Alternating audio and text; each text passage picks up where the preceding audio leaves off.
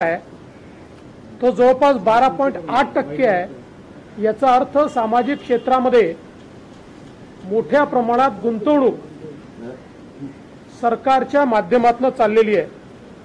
विशेषतः आपण जर बघितलं तर जीडीपीच्या 7.8% एवढी गुंतवणूक ही त्या ठिकाणी होते आणि आपण ॲब्सोल्यूट टर्म्स मध्ये बघितलं तर अगदी 17-18शी तुलना केली तर 23-24 मध्ये सामाजिक क्षेत्राचा खर्च हा दुप्पट झालेला आहे। म्हणजे तो 11 लाख कोटीवरनं जवळपास 23 लाख कोटीवर आलाय।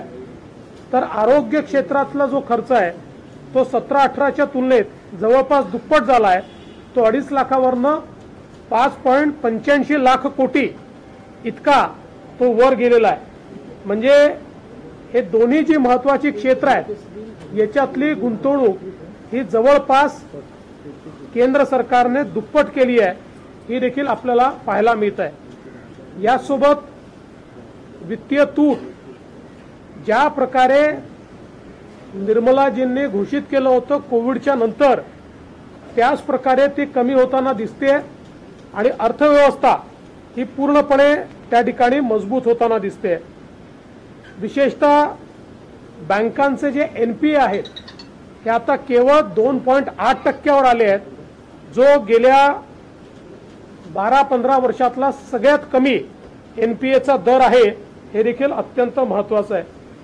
आणि लाभार्थ्यांच्या खात्यामध्ये जवळपास 40 लाख कोटी रुपये हे थेट जमा करण्याचं काम या ठिकाणी मोदी सरकारने केलेलं आहे।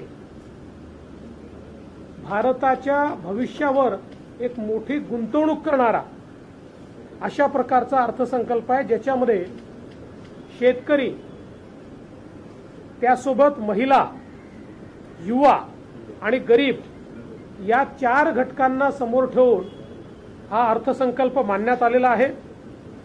शेतकऱ्यांकरता अनेक नवीन योजना, नैसर्गिक शेतीपासून तर नवीन किसान क्रेडिट कार्डापर्यंत आणि शेती क्षेत्रातलं इन्फ्रास्ट्रक्चर तयार करण्यापासून तर विपणनापर्यंत मोठ्या प्रमाणात गुंतवणूक या ठिकाणी वाढवण्यात आली आहे। विशेषतः रोजगाराच्या क्षेत्रामध्ये मला अतिशय आनंद वाटतो की महाराष्ट्र सरकारने अप्रेंटिसची एक स्कीम सुरू केली आणि त्याच धर्तीवर आता केंद्र सरकारने देखील स्कीम सुरू केलेली आहे की ज्यातनं जवळपास 4.5 कोटी तरुणांना त्या ठिकाणी रोजगार प्राप्त होण्याकरता केंद्र सरकार मदत करते। त्यांना अप्रेंटिसशिपचे पैसे मिळत आहेत, त्यांना ईपीएफओ मध्ये पैसे मिळत आहेत आणि त्यासोबत रोजगार वाढीकरता सर्वात जास्त रोजगार निर्मिती करणारं एमएसएमईचं जे क्षेत्र आहे या क्षेत्राला मोठ्या प्रमाणात केंद्र सरकारने क्रेडिट गॅरंटी स्कीम मध्ये इन्क्लूड केल्यामुळे आणि नवीन क्रेडिट गॅरंटी स्कीम दिल्यामुळे रोजगाराची निर्मिती खूप मोठ्या प्रमाणात वाढणार आहे। जवळपास 100 नवीन जे क्लस्टर तयार करण्याचा निर्णय केंद्र सरकारने घेतलेला आहे, त्याच्यामुळे मोठ्या प्रमाणात मॅन्युफॅक्चरिंग, आयटी, सर्व्हिसेस या सगळ्या क्षेत्रातल्या रोजगाराच्या संधी आता या ठिकाणी उपलब्ध होणार आहे। विशेषतः ग्रामविकासाच्या क्षेत्रामध्ये मोठ्या प्रमाणात 2 लाख कोटीपेक्षा जास्त गुंतवणूक केंद्र सरकार करते।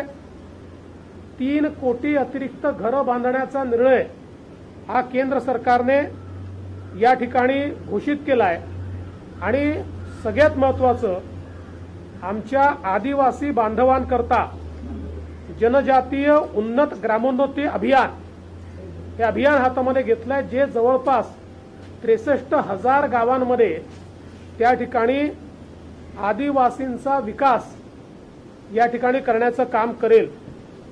मोठ्या प्रमाणात खरं म्हणजे आपण जर बघितलं तर पायाभूत सुविधा क्षेत्रामध्ये 11 लाख कोटी रुपयाची गुंतवणूक या ठिकाणी करण्याचा निर्णय हा केंद्र सरकारने घेतला आहे। हा आकडा याकरता मोठा आहे की यूपीएचं शेवटचं बजेट जर आपण बघितलं तर त्यात साधारणपणे 1 लाख कोटीच्या थोडं वर एवढीच पायाभूत सेवांवरची गुंतवणूक होती, ती आता 11 लाख कोटी रुपयापर्यंत गेलेली आहे. मला असं वाटतं की त्यामुळेच देशामध्ये रस्ते असतील, पोर्ट असतील, एअरपोर्ट असतील, ग्रामीण रस्ते असतील, सिंचनाच्या सोयी असतील, अशी एक मोठी गुंतवणूक या ठिकाणी होताना आपल्याला पाहायला मिळते. विशेषतः एनर्जी ट्रान्झिशन हा एक महत्त्वाचा मुद्दा या ठिकाणी हातात घेतला. एकीकडे थर्मल एनर्जी जी आहे ही एफिशियंट पद्धतीनं जनरेट झाली पाहिजे आणि त्याचवेळी नॉन कन्व्हेन्शनल एनर्जीवर खूप मोठ्या प्रमाणात गुंतवणूक ही या बजेटच्या माध्यमातून होते. मुद्रा लोन 10 लाखापर्यंत आता मिळत होतं कुठल्याही गॅरंटी विना, ते 20 लाखापर्यंतचं मुद्रा लोन बिना गॅरंटीचं आणि बिना तारणाचं देण्याचा निर्णय हा केंद्र सरकारने घेतलाय, ज्यामुळे निश्चितपणे एक मोठा फायदा त्याचा होणार आहे. 1 कोटी लोकांना प्रधानमंत्री सूर्यघर योजनेच्या माध्यमातून 300 युनिट, 1 कोटी परिवारांना 300 युनिटपर्यंतची वीज ही मोफत देण्याचा निर्णय हा या ठिकाणी करण्यात आलेला आहे. पंप स्टोरेज असेल, अणुऊर्जा असेल, अल्ट्रा सुपर क्रिटिकल पॉवर असेल, अशा वेगवेगळ्या गोष्टी या ठिकाणी करण्यात आल्या आणि राज्यांना 1.5 लाख कोटी रुपयाचं व्याजमुक्त कर्ज 50 वर्षाकरता आणि 15 वर्षाकरता अशा 2 स्कीम आहेत की ज्याच्यामध्ये केंद्र सरकार कुठलंही व्याज घेणार नाही आहे. त्या या ठिकाणी एक महत्त्वाची घोषणाही करण्यात आली आहे. त्यासोबत न्यू पेन्शन स्कीमच्या संदर्भात देखील एक महत्त्वाची घोषणा केंद्र सरकारने केलेली आहे.